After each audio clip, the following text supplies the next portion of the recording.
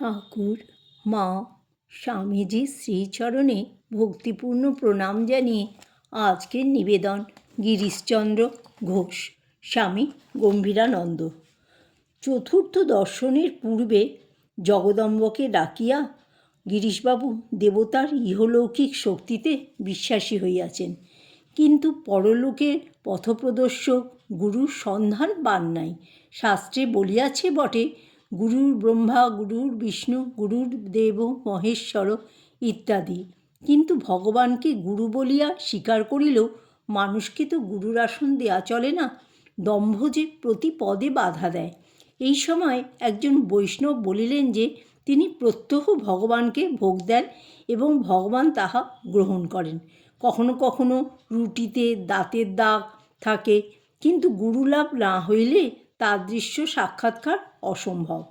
ঘটনাটি যাহাই হোক, গুরুর লাভ সম্বন্ধে এই উক্তিটি শুনিয়া রুদ্ধ গৃহে বসিয়া নিঃসহায় গিরিশবাবু অশ্রু বিসর্জন করিলেন।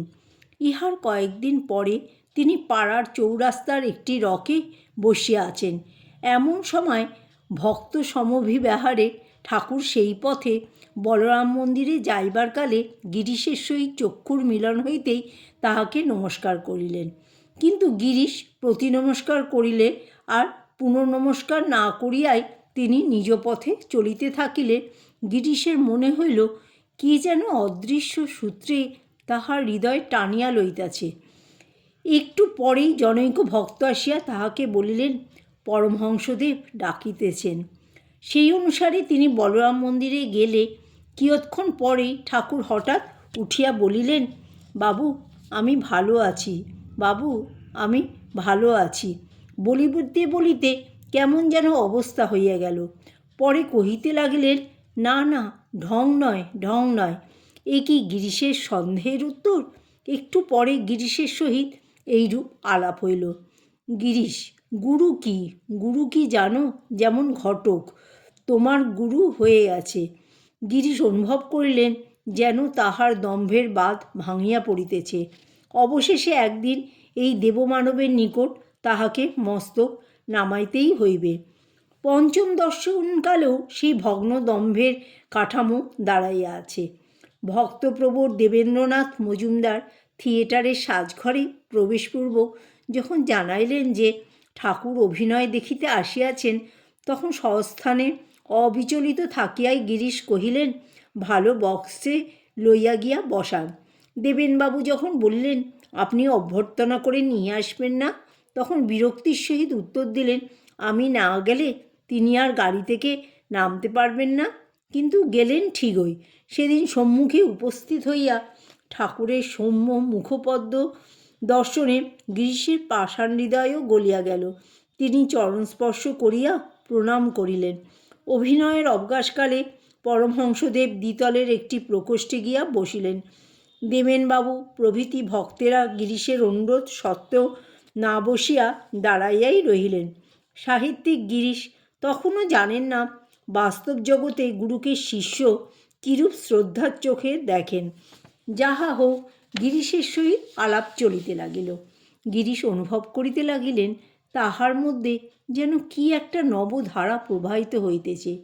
ইতোমধ্যে ঠাকুর ভাবাবস্থায় একটি বালকের সহিত ক্রীড়া করিতে থাকিলে গিরিশের মনে প্রবল বিজাতীয় ভাবের উদয় হইল।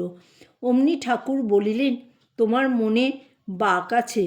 ইনি মনের ভাব বুঝতে পারেন দেখিয়া অবাক হইয়া গিরিশ জিজ্ঞাসা করিলেন, বাক যায় কিসে? উত্তর হইল, বিশ্বাস করো। ষষ্ঠ দর্শন হইল মধুরায়ের গলিতে শ্রীরামচন্দ্র দত্তের বাড়িতে। সেদিন গিরিশবাবু হঠাৎ একটি চিরকুট পাইলেন। সেখানে পরমহংসদেব আসিতেছেন। অপরিচিত গৃহে যাইবেন কি না এই বিচার বুদ্ধি আসিয়া তাহাকে বাধা দিলেও এক অদৃশ্য টানে তিনি সেখানে যাইয়া দেখিলেন, সন্ধ্যা সমাগমে রামবাবুর প্রাঙ্গণে নিত্যপরায়ণ ঠাকুরকে ঘিরিয়া ভক্তেরা নাচিতেছেন ও গাহিতেছেন। নদে টলমল করে গৌর প্রেমের হিল্লোলে। নৃত্য করিতে করিতে পরমহংসদেব সমাধিস্থ হইলে ভক্তেরা পদধূলি গ্রহণ করিতে লাগিলেন। শ্রীযুত গিরিশের দম্ভ ও ভক্তির মধ্যে দ্বন্দ্ব চলিল। তিনিও ঐরূপ করিবেন কিনা। অমনি সমাধি হইতে বুদ্ধিত ঠাকুর তাহারই ঠিক সম্মুখে আসিয়া পুনঃ সমাধিস্থ হইলে তিনি সাগ্রহে পদধূলি লইলেন।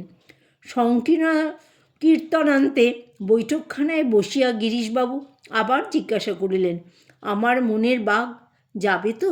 আশ্বাসের বাণী আসিল, যাবে। আবার জিজ্ঞাসা করিয়াও তিনি একই উত্তর পাইলেন। দুইবার জিজ্ঞাসা করায় সেদিন মনমোহনবাবু তাহার অবিশ্বাসের জন্য রূঢ়স্বরে তিরস্কার করিয়াছিলেন। বাধায় অসহিষ্ণু অভিমানী গিরিশ কিন্তু তাহার স্বভাব বিরুদ্ধ হইলেও সেদিন প্রতিবাদ করিলেন না।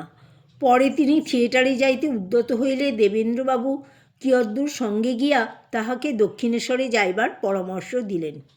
গিরিশের মন স্তরে স্তরে উঠিতেছে। দক্ষিণেশ্বরে সপ্তম দর্শনকালে তাহার বোধ হইল যে গুরুই জীবনের সর্বস্ব। সেদিন তিনি ঠাকুরের পাদপদ্মে প্রণাম করিলেন এবং মনে মনে গুরুর ব্রহ্মা ইত্যাদি মন্ত্র আবৃত্তি করিলেন। ঠাকুর বসিতে বলিয়া উপদেশ দিতে আরম্ভ করিলে গিরিশ বাধা দিয়া কহিলেন, আমি উপদেশ শুনব না। আমি অনেক উপদেশ লিখেছি, তাতে কিছু হয় না। আপনি যদি আমার কিছু করে দিতে পারেন করুন। ঠাকুর রামলাল দাদাকে একটি শ্লোক আবৃত্তি করিতে বলিলেন। উহার ভাবার্থ বিশ্বাসই সব। গিরিশ জিজ্ঞাসা করিলেন, আপনি কে? উত্তর আসিল, আমায় কেউ বলে আমি রামপ্রসাদ, কেউ বলে রাজা রামকৃষ্ণ। আমি এখানেই থাকি।